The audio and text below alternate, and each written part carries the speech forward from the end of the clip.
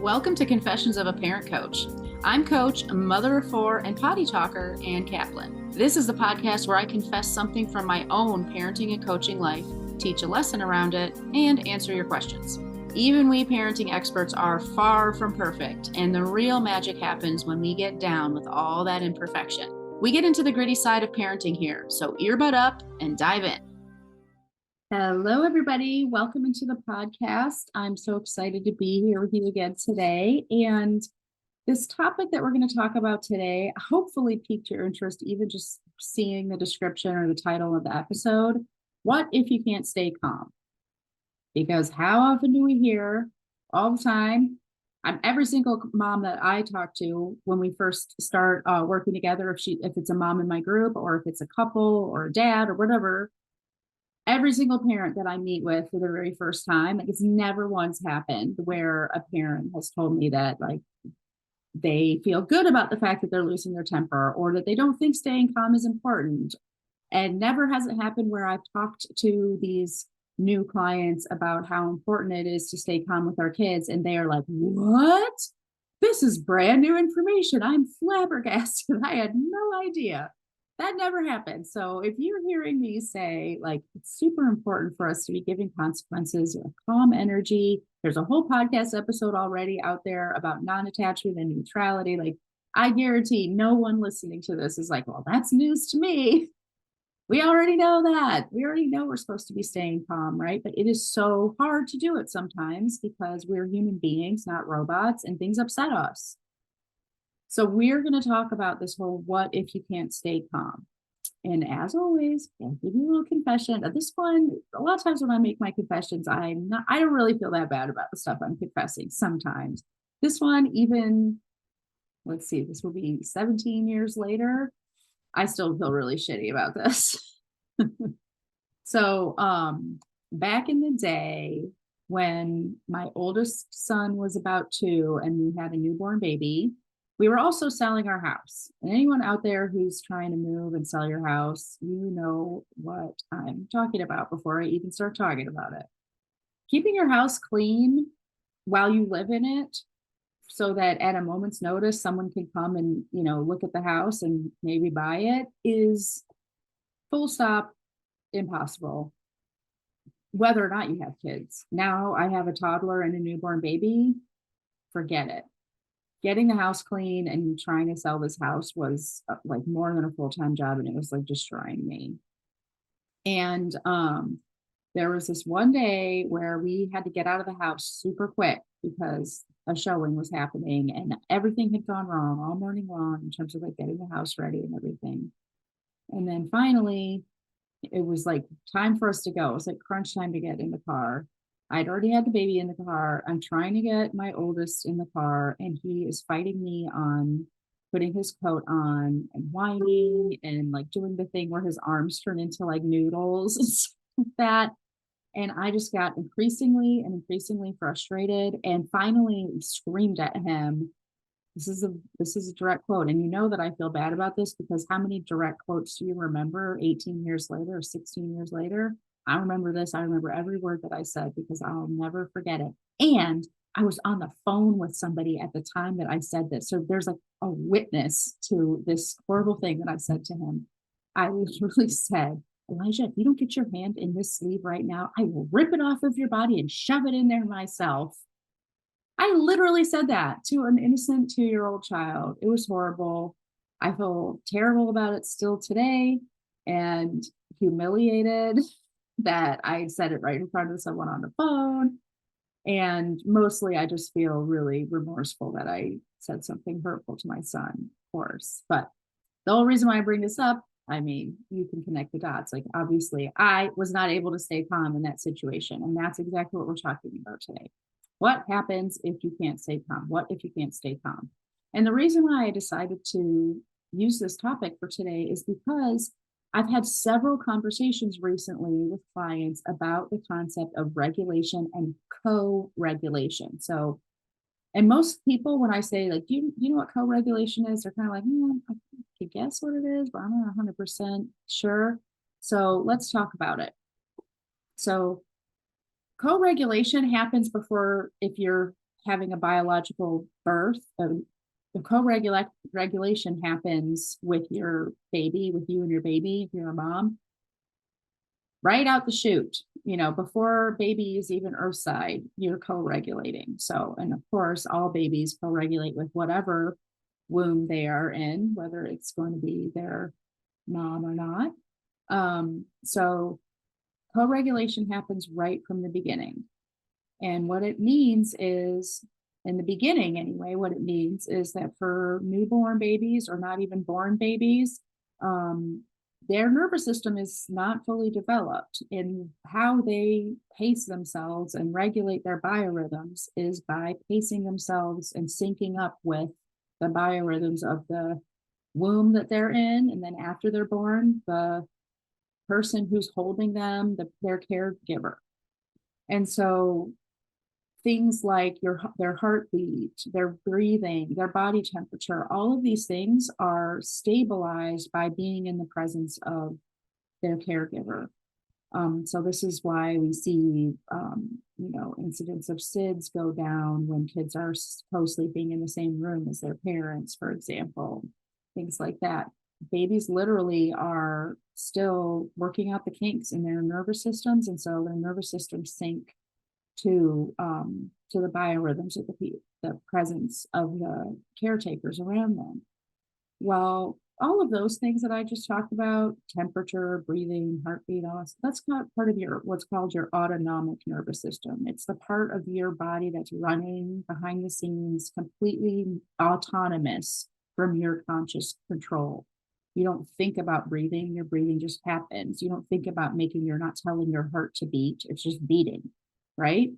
But there's a whole nother part of your nervous system that's about your emotions and responding to safety and things like that. So things like when you get startled, your heartbeat races, you might start sweating, you have a facial expression of startle. Of course, you see babies, they have startle reflexes where their arms fling out and things like that. That's all part of your nervous system too. And what we're learning more and more with more studies and all this stuff, it's so fascinating, but children sync their nervous systems to their caregivers in that way too. So if you are anxious and upset, that is something that is transmitted to the people around you. And, this probably isn't rocket science to most of us, right? Like, how many people do you know where every time you're around them, they're so amped up, you feel amped up, or they're so negative or depressed that it brings you down, or they're so positive and excited and optimistic that you start believing in things that you really don't believe in half the time, but you start, I do think I can do it. I'm kind of borrowing your confidence in me or something like that. This happens.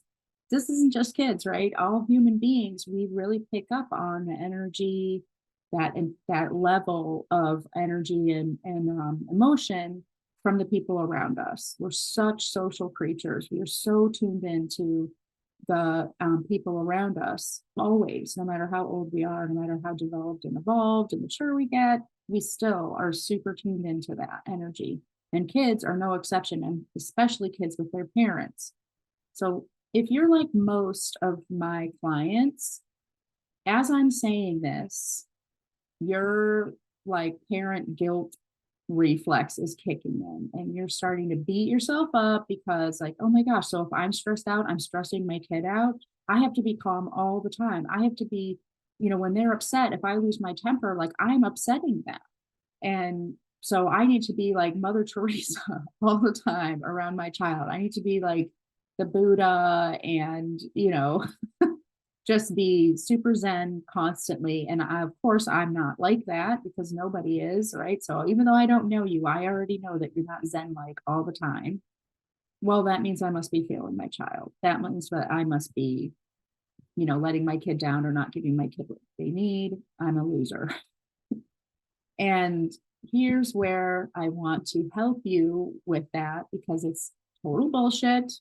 That is just your brain trying to beat the crap out of you. We don't do that here. So instead, I want you to think about this. Let's go back to that story where I lost my, what, with my oldest kiddo. The problem isn't that I was dysregulated. The problem is that I stayed present and continued to persist, even though it was becoming more and more increasingly obvious that I was not capable of staying calm. So it's never going to happen that you're calm around your child all of the time. Even if you implement all the stuff you learned on this podcast today, you still will not be able to do this. But the most important thing for you to do is not to put this pressure on yourself to stay calm, but to instead give yourself the much more achievable task of raising awareness around whether or not you are calm.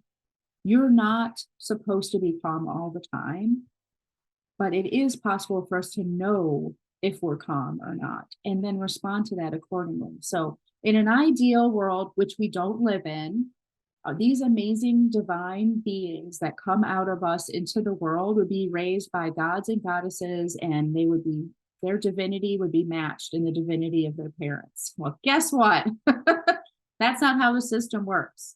These amazing, perfect, precious, holy beings come into the world and get raised by fuck ups like me and you. And that's exactly what's going to happen. So, in this amazing divine fantasy land, what'd be really cool is like every single time a kid is upset, they are in the calm, loving, compassionate, non attached presence of a caretaker that allows them to co regulate and calm down by being in the presence of this amazing calming energy. That can happen sometimes, and sometimes it can't happen. And that doesn't mean that you're failing your child, because the other thing that gets to happen for kids is sometimes they have to learn how to regulate themselves. And the beauty of a nervous system, especially a developed nervous system, I'm not talking about a newborn baby, I'm talking about like the 2-year-old in my story, for example. A developed nervous system, a developing nervous system, not only has the ability to co regulate, your kid also has the ability to self regulate. So when you recognize, if you cultivate this ability to be aware, you're just cultivating self awareness. I know I'm not calm right now. I am a shit show. If you have that awareness, you are giving your child a major gift, because instead of staying present and being this dysregulating force for your child because you are not calm at all, you can say, this must not be a co-regulating time. This must be a self-regulating time, because I got to get out of here, and walk away. Taking space is the very first parenting skill that all of my clients learn with me. Whether we're talking about a 2-year-old, I'm use the O-zone like Love and Logic encourages us to, or we're talking about a teenager and we're taking space by walking away and literally leaving the house, or going in our room and locking the door and having time alone. Taking space is huge. And the reason why is because when we are participating in an interaction with someone while we are dysregulated, the only possible outcome of that is to make the situation worse. So what I did wrong in that situation wasn't getting upset. It wasn't not being calm. It was not walking away. And there is absolutely no reason, no matter, even if these potential home buyers were knocking on my front door in that moment, there's absolutely no reason why I couldn't have just left the room, gone into the bathroom or something like that for a minute, and just let myself come back down to earth before I clearly did not even need to put my kid's coat on him. I could have just grabbed his coat and picked him up and carried him out to the car and had the coat in the car. Like it's a million different solutions to that situation, and none of them involved me screaming at my child. But because I was dysregulated and I refused to acknowledge that I was dysregulated, I chose scenario Z, which was the worst possible thing I could have done. It's not because I was dysregulated that was a mistake. It's because I stayed present and I was oblivious to my dysregulation that was a mistake. So you absolutely will need to leave and take space. You will not be able to be this co-regulation source for your child always or in perpetuity. And guess what? You're not supposed to. Those times when we give our kids a chance to regulate themselves are really important. They're not just happening because we dropped the ball and we couldn't hack it. They happen because kids need times when they're pushed and challenged to up level their skill set, do something they haven't done before. learn that they actually can rely on themselves and that they actually have their own backs too, right? This is really, really important. Okay. So think about that today. Think about the fact that co-regulation is a thing. So the flip side of this is when you are calm, you get to be this amazing force for good in your kid's life simply by being present. Imagine as your child is throwing a tantrum, you're just sitting presently there, totally calm and quiet, and you're not trying to fix anything. You're not doing anything to make the situation better or make it go away. But the fact that you exist and the energy that you are exuding is calm and compassionate, that is making a difference. That's a real thing. This is a little sidebar, but just to underscore this for everybody, before I started doing parent work, I was a birth doula. And one of the things they taught us in our doula training was this really cool study they did, like back in the 80s, I think, um, where they had women randomly be assigned to 3 different groups when they came into the hospital to have their baby. One group was like no change, no doula, no nothing. One was they had a doula with them who was like totally actively helping them with their labor, explaining things and helping them with their comfort and all that stuff. And the third group was a group where they got a doula, but the doula didn't do anything. They just sat calmly in the corner of the room. And that was it. And the results of that study were astounding. How simply having that person present in the room with these laboring moms made massive, like measurable differences in their birth outcomes and their experience of their birth. Just having that calm presence was enough to help these women who are in labor co-regulate and stay calm and do all these really amazing pieces of the puzzle that helped them successfully have their babies in more positive ways. That's a real thing. It is a real thing. And as a doula, there were plenty of times where it's like, there's nothing I can do to help this situation physically, but me being here and not freaking out is a massive help. And it was really good for me to know that as a doula. And it's really good for me to know that as a mom. There are so many times, especially now that a lot of my kids are older, they have problems I can't solve. I can't do anything about the fact that they're having social drama at school. Like, by the time you're 14, your mom trying to help you with your friend's situation is not going to help. There's nothing I can do about that, for example. Or I can't do anything about the fact that my 16-year-old has beef with his boss, or, that my 18-year-old is scared about making friends when he goes off to college. There's nothing I can do to make that easier for any of them.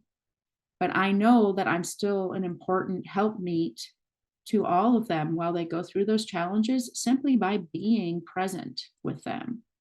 And there are many times where I have conversations with my kids where all I just do is just validate their emotions and be sympathetic and give them lots of hugs.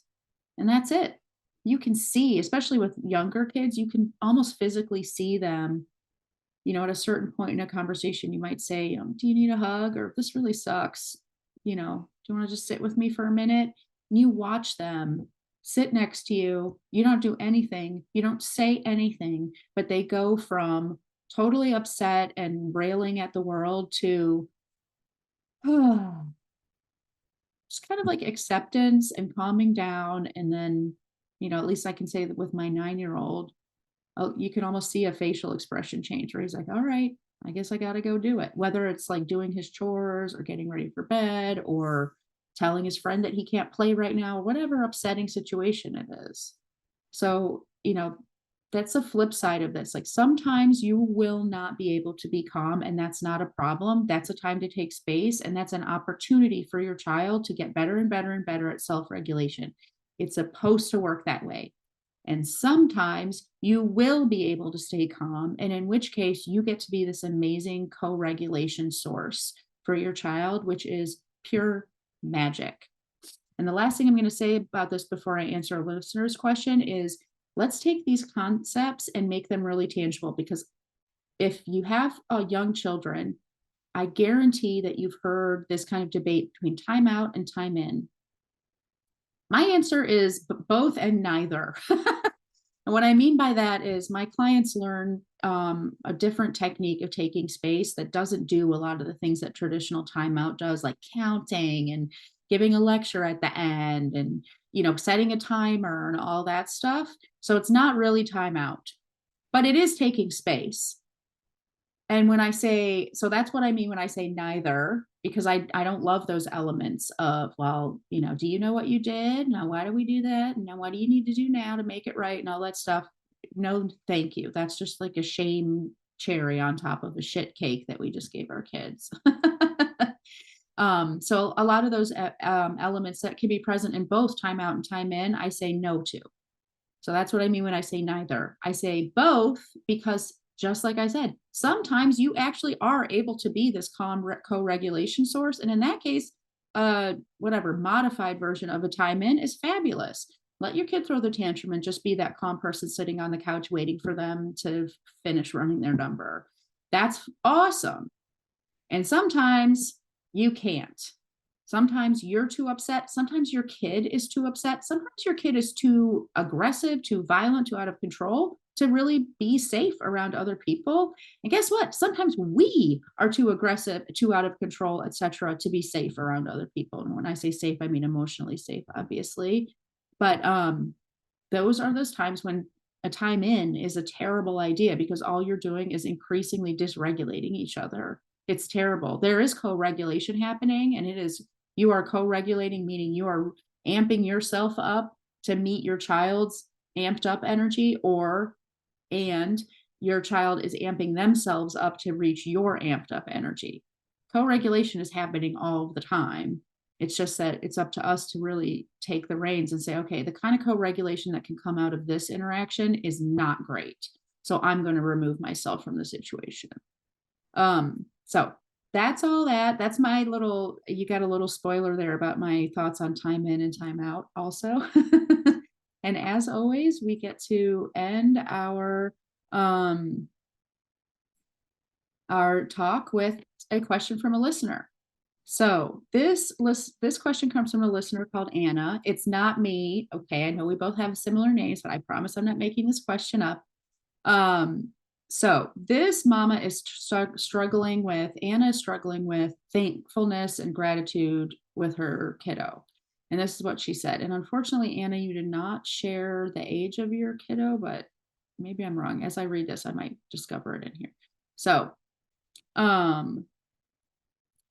for some reason, this time of year is bringing out the sweetest behavior and also really ungrateful behavior from my oldest child. I'm looking for a good documentary of children that live in less ideal living situations around the world. We're not wealthy, but we're also not hard off. And while I never want my child to go through serious hardship, I also respect the strength in children who persevere through it. My child has been through tough times, but he's never gone without or been unloved or seriously injured. I just want a way to show him how good he's got it and maybe entice a couple of good behavior days out of him with a sense of gratitude. Because she finishes saying, let's be real, this kid's got it good. Okay, Anna. First of all, I guarantee there are people listening to this podcast who are like, yeah. And I've actually had this conversation, not just with clients, but with friends over the years. This idea of like, why do our kids not appreciate how great life can be? And there's an episode that came out a couple weeks ago where I talked a little bit about hardship and trauma being kind of a necessary experience for kids to complete their brain development. So that whole like, why does this happen? No matter how good our kids have it, they still somehow don't appreciate it and complain about it and find some part of their life that's the worst. That's one reason why. It's not just because they don't have the ability or the perspective to compare and say, oh, well, I have it better than this other situation, but also because literally, like psychologically, kids need to feel hardship in order to completely develop and progress the maturation of their brains. Now, that doesn't mean we give our kids hardship. It means that our kids will invent hardship for themselves no matter how great their lives are. So you don't have to worry about inventing hardship for your kids or engineering hardship in their lives. Like they'll figure it out. So that's the why of why this happens. And here's what I'm going to say about this. I totally get the concept of like, well, maybe if my kid had this more information, I mean, this is essentially what Anna is saying, right? She's saying, like, if my child saw a documentary or learned about how people around the world live, they would have more information, they would have more perspective, they'd have more objectivity. And now that new information will teach them that their lives are actually pretty great. And unfortunately, it's not wrong to, I mean, it's a great idea to show your kids documentaries. There's a really good one out there it's not for kids, but it's totally kid appropriate, which is literally called Happy. And it's a documentary about happiness and how around the world people live and why they don't necessarily feel sad, even though there's time they might be living in hardship or hard times and things like that. There's another one that came out. This one came out along. This is gonna date me when I tell you this, but it came out, I say like 15 years ago, and it came out on Mother's Day, and it was literally a documentary about mothers all around the world. And you see like a mom in Africa holding her baby, and their babies don't wear diapers. And, I think there was a Mongolian mom, an Asian mom, and I can't remember all of them. It's been a long time since I've seen that documentary. So anyway, those are a couple of documentaries that would be great for your kids to be exposed to, and it's not going to work. The reason why kids struggle with gratitude and perspective and all of that stuff isn't because it's not for a lack of our exposure or teaching them or telling them stuff. It's because that's just really not where their brains are at. True empathy and compassion, being able to put yourself in someone else's shoes and stuff like that, doesn't really develop until late in adolescence and early adulthood. So I, especially around Christmas time, get lots and lots of questions about, why is my kid not grateful? Why is my kid so selfish? Why is my kid so, you know, myopic? That's just because that's what kids are. They're myopic and selfish and ungrateful. Now, that doesn't mean we don't have boundaries and rules around that stuff. So we absolutely can have rules about, I do nice things for kids who say thank you or who appreciate the things that I do for them. And the last time I did this for you, sorry, but you didn't even say thank you, or you were kind of rude, or you complained about it, whatever it is. So, I think I'm going to take a break from doing that for you for a while. Things like that. Absolutely. Some boundaries and consequences about manners. That's what we think we're trying to teach our kids gratitude, but we're really trying to teach them manners. We're trying to teach them, like, when someone does something for you, you say thank you.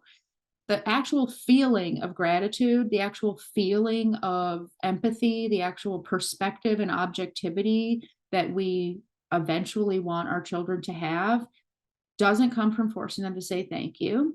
And it doesn't come until kids are much older. So I hope that at least normalizes for you the fact that your kiddo is struggling with this part of himself, because he hasn't gotten there yet.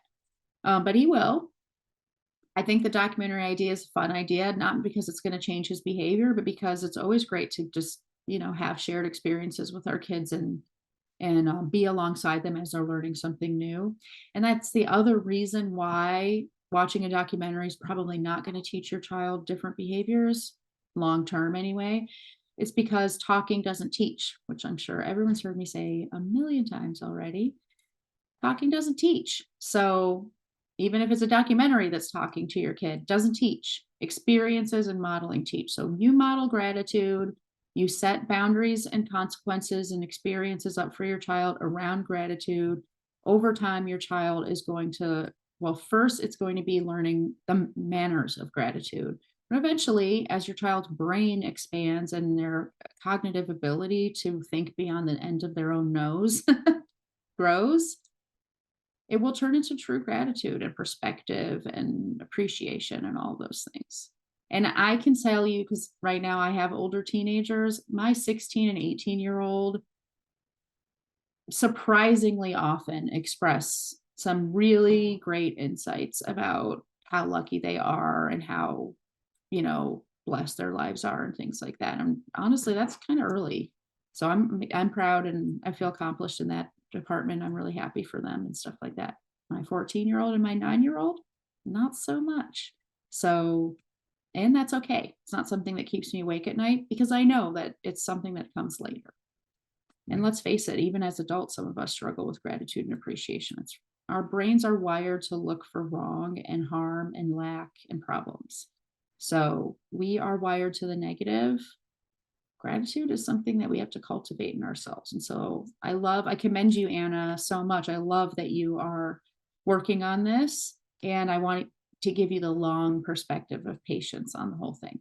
So I hope that's helpful for you. I can't wait to talk to you all again next week. And I will see you again soon. If you want to get your questions answered, do not forget to go to my website, AnnKaplanParentCoach.com, and use that contact form. Submit your question. You want to remain anonymous? That's cool. I will answer anything and everything. Send me all your questions, even if it's questions about me. And if you know that you're ready to get this goodness in your life, if you want to sit down and talk with me and get my eyes on your family, set up a free discovery call. It's free. What do you have to lose? An hour and a half of us chatting. I guarantee you're going to walk away with some amazing takeaways, whether or not you decide that I'm your amazing, perfect fit for coaching going forward. Have a great rest of your week, everybody. Bye. The episode is over, but there's more waiting for you. You can grab my free workbook, Getting Kids to Listen the First Time, that walks you through the fundamental principles I teach all of my clients and applies them to this very universal parenting challenge. So if you're sick of repeating yourself all day long or just want to learn more about my style, you'll definitely want to go to bit.ly/kidswholisten. And if you're ready to work with me, let's meet. Set up a free call at bit.ly/KaplanCall, and let's create an action plan that gets you exactly where you want to go. And of course, links to all this goodness are in the show notes. Thanks for joining, and I'll see you next time.